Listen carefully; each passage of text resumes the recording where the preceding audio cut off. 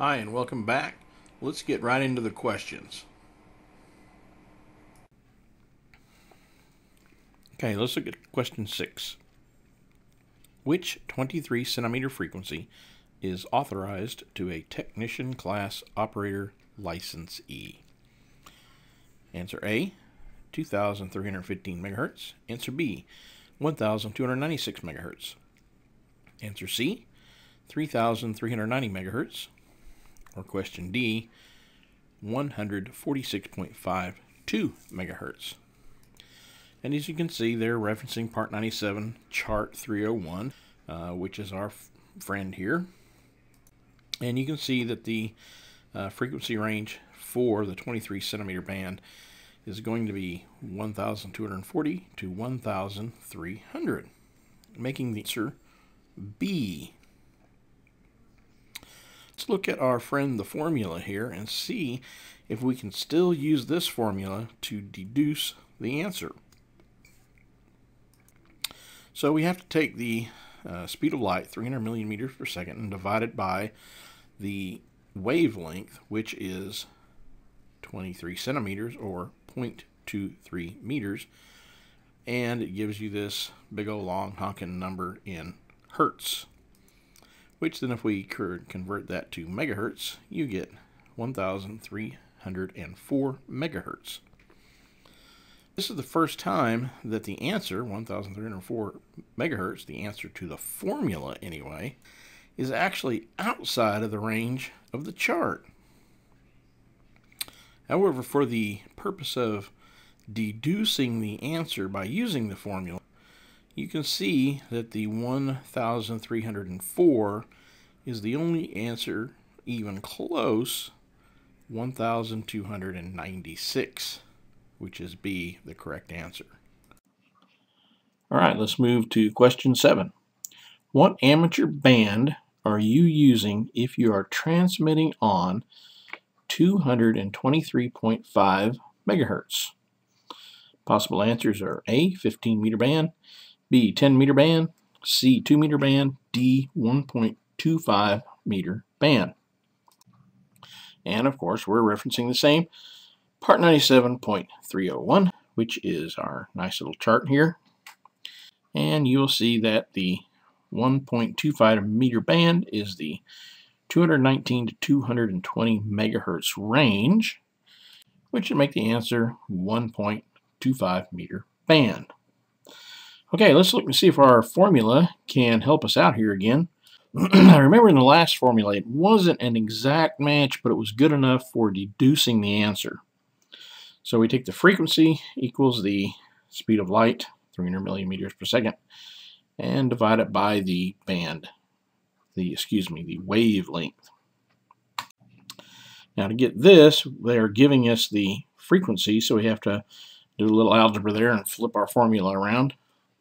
And we end up with 300 million divided by the 223.5 megahertz, or 1.3422 meters, or 1.3 meters.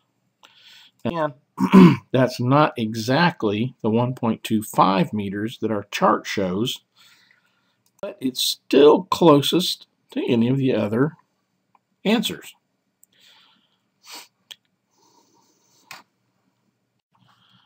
All right, question 8.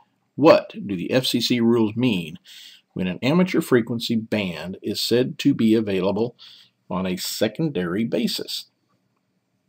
Our potential answers are: secondary users of a frequency have equal rights to operate. Amateurs are only allowed to use the frequency at night. Amateurs may not cause harmful interference to the primary user.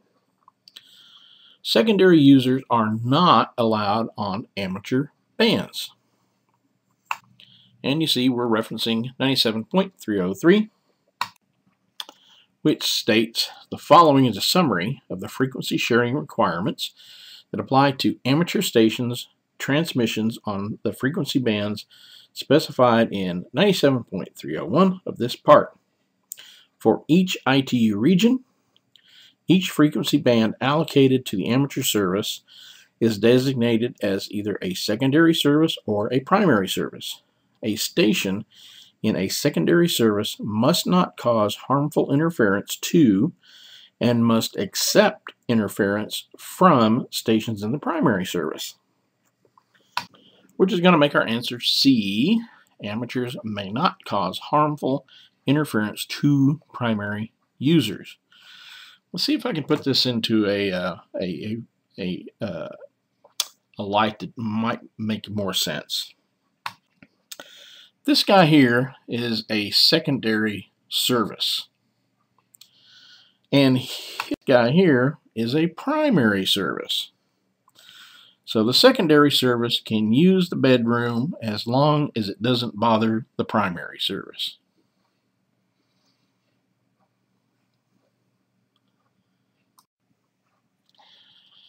Okay, question number 9. Why should you not set your transmit frequency to be exactly at the edge of an amateur band or subband? Your potential answers are A, to allow for calibration error in the transmitter frequency display, B, so that modulation sidebands do not extend beyond the band edge, C, to allow for transmitter frequency drift, or D, all of these choices are correct.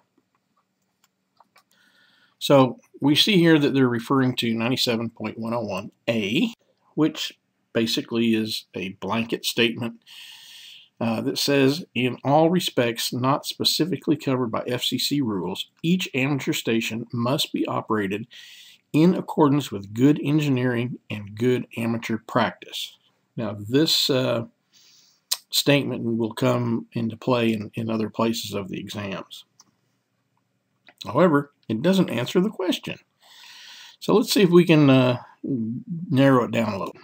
All right, so here's the frequency range of a 2-meter band. And I'll just tell you right now, these graphics are pretty crude, but I'm trying to give you a visual indication of what we're talking about. And here's your radio, and you're transmitting on 147.340, which would be inside the band.